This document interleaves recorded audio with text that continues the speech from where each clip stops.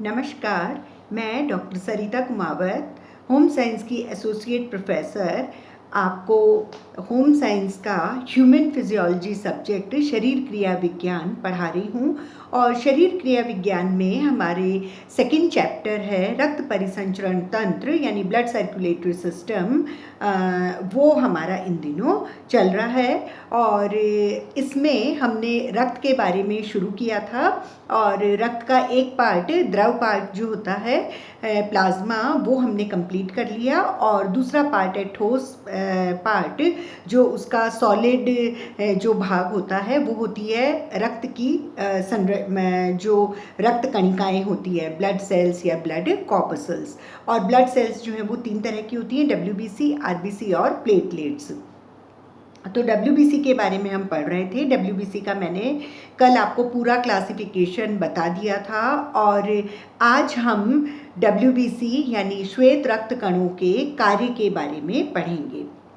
श्वेत रक्त कण के कार्य बहुत सारे हैं और मेनली जो है वो WBC हमारे शरीर को हमेशा रोगों से बचाता है। तो पहला कार्य है WBC का श्वेत रक्त कण का। श्वेत रक्त कण हमारे शरीर को कीटाणुओं के आक्रमण से बचाता है। कीटाणुओं का जो आक्रमण होता है, जो भी बैक्टीरिया, वायरसेस जो भी शरीर में प्रवेश करते हैं, उनके आक्रमण से श्वेत रक्त कण हमारे शरीर को बचाता है।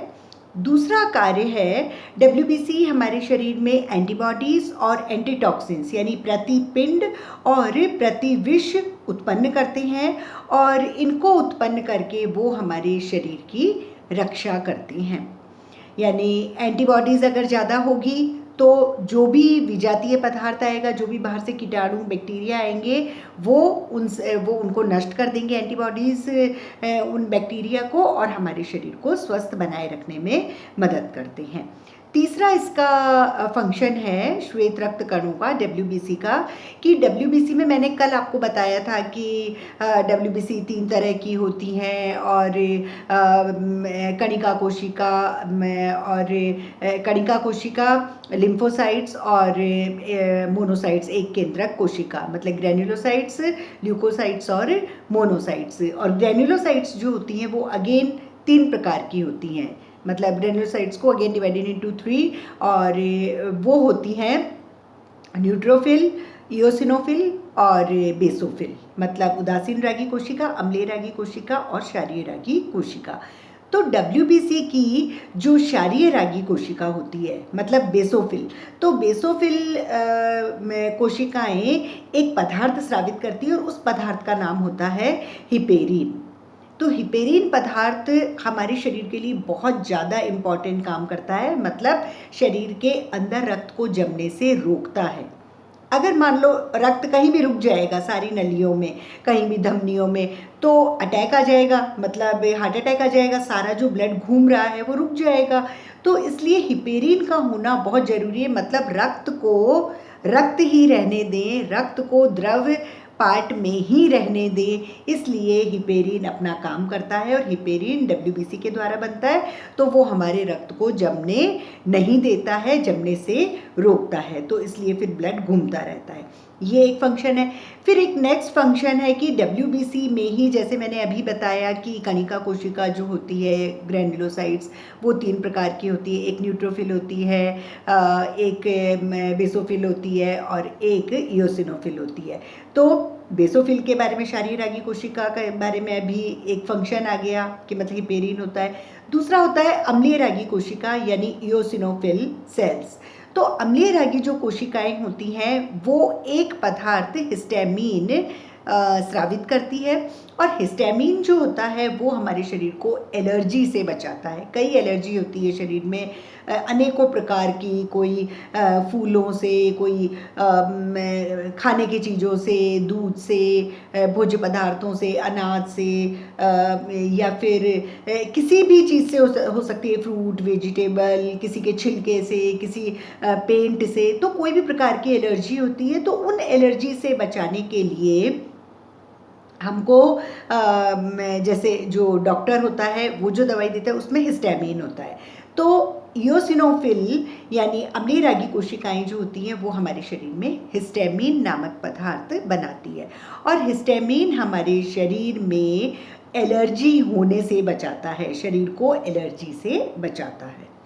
इसी प्रकार एक और फंक्शन है डब्ल्यूबीसी का, और जैसे कि अभी मैंने बताया कि ग्रैन्युलोसाइट्स में 3 होती है, तो बेसोफिल के बारे में मैंने बता दिया कि क्षारीय रागी कोशिका क्या करती है, हिपेरिन देती है। दूसरा अम्लीय रागी कोशिका इयोसिनोफिल, ये हिस्टामिन देती है। ऐसे ही तीसरे प्रकार की ग्रैन्युलोसाइट्स होती है न्यूट्रोफिल यानी उदासीन रागी कोशिका। तो एक तो उदासीन रागी कोशिका और एक और होती हैं डब्ल्यूबीसी की एक केंद्रक कोशिका यानी मोनोसाइट्स। तो ये दोनों ही प्रकार की जो कोशिकाएं हैं इनका एक ही काम है, फैगोसाइटोसिस क्रिया जो होती है यानी जो भक्षण क्रिया होती है उसको कंप्लीट करना। भक्षण क्रिया या फैगोसाइटोसिस क्रिया जो होती है उसमें क्या होता है कि कोशिका के आसपास में कोई भी विजातीय पदार्थ, कोई भी उसमें कोई बैक्टीरिया, कोई माइक्रो ऑर्गेनिजम्स, कोई वायरस, कुछ भी विजातीय पदार्थ जो सेल के लिए सूटेबल नहीं है, मतलब कोशिका का पार्ट नहीं बनना है उसको, वो बेकार है। तो अगर विजातीय पदार्थ सेल के आसपास में जा रहा है तो जो ये एक केंद्रक कोशिका मोनोसाइट होती है ये, और न्यूट्रोफिल यानी उदासीन रागी कोशिका, ये दोनों उस विजातीय पदार्थ को ले लेती है, उसका भक्षण कर लेती है, यानी उसको खा लेती है, उसको नष्ट कर देती है और हमारे शरीर को बैक्टीरिया से, जीवाणुओं से बचाती है, और इसी को फैगोसाइटोसिस क्रिया या भक्षण क्रिया भी कहते हैं। ये सेल का एक फंक्शन भी होता है कोशिका का, और कोशिका का ये फंक्शन डब्ल्यूबीसी की इन दोनों कोशिकाओं के द्वारा होता है और हमारे शरीर को ये विपत्तियों से बचाता है। तो इस प्रकार डब्ल्यूबीसी के कई सारे कार्य हो गए, और मेनली यही है कि हमारे शरीर को रोगाणुओं से बचाना, हमारे शरीर को कीटाणुओं के आक्रमण से बचाना, वायरस के इन्फेक्शन से बचाना। तो इस तरह से ये डब्ल्यूबीसी शरीर की रक्षा करता है।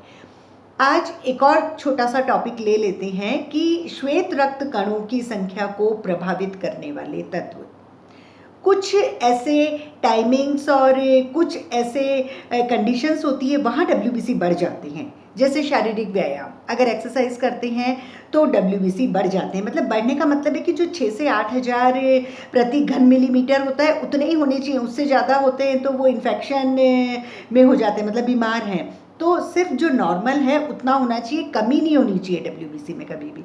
तो शारीरिक व्यायाम से डब्ल्यूबीसी बढ़ते हैं। उसके अलावा जो एड्रेनलिन हार्मोन के इंजेक्शन होते हैं उससे भी डब्ल्यूबीसी बढ़ते हैं। और बहुत ज़्यादा जो राइज हो जाते हैं वो ऑपरेशन अगर किसी का हुआ है या इन्फेक्शन हो गया है तो डब्ल्यूबीसी बढ़ जाते हैं। फिर बचपन में और जो शिशु अवस्था होती है इन्फेंट्स, उनमें भी डब्ल्यूबीसी बढ़ जाते हैं। गर्भावस्था के आखिरी दिनों में, आखिरी ट्राइमेस्टर जो है प्रेगनेंसी का, उसमें भी डब्ल्यूबीसी बढ़ जाते हैं। और त्वचा संबंधी रोगों में बढ़ जाते हैं। कभी डर लगता है या दर्द या आवेश, मतलब ऐसा कोई बहुत एक्साइटमेंट है या कोई बहुत पेन हो रहा है या कोई मतलब किसी चीज़ से डर लग रहा है, तो उसमें भी डब्ल्यूबीसी बढ़ जाते हैं। डब्ल्यूबीसी कम कब होते हैं? एक तो अंडर नरिश्ड यानी आहारहीनता, अगर हमने खाना प्रॉपर नहीं खाया है और कई दिनों तक नहीं खाया है तो आहारहीनता में भी डब्ल्यूबीसी कम हो जाते हैं। या फिर जब हम प्रातःकाल पूरे विश्राम के साथ मतलब आराम से रात भर सोए हैं, अब जब सुबह एकदम जब उठते हैं उस वक्त डब्ल्यूबीसी सबसे कम होती है। तो उस वक्त ऐसा कुछ भी नहीं होना चाहिए कि मतलब हमारे ऊपर कोई कीटाणु और ये अटैक हो जाए, तो उस वक्त मतलब बहुत ज़्यादा बीमारी होने के, डेथ होने के ऐसे चांसेस होते हैं सुबह सुबह।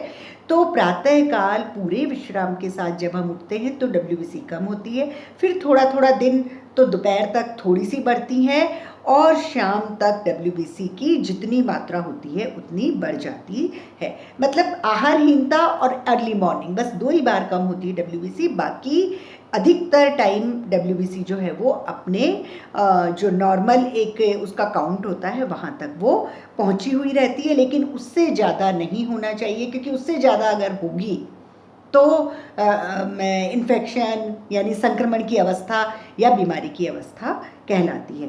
तो इस तरह से ये जो हमने ब्लड में 2 पार्ट देखे, एक द्रव पार्ट वो प्लाज्मा है, वो हमारा कंप्लीट हो गया। दूसरा सॉलिड पार्ट यानी ठोस भाग, और ठोस भाग में 3 चीज़ें हैं, डब्ल्यूबीसी, आरबीसी और प्लेटलेट्स। तो डब्ल्यूबीसी के बारे में मैंने पिछली बार पूरी डब्ल्यूबीसी का क्लासिफिकेशन उसके बारे में बताया। आज मैंने डब्ल्यूबीसी के कार्य बताए और factors affecting the numbers of WBC ये पढ़ा दिया। अब नेक्स्ट टर्न पे आरबीसी के बारे में पढ़ेंगे। Thank you.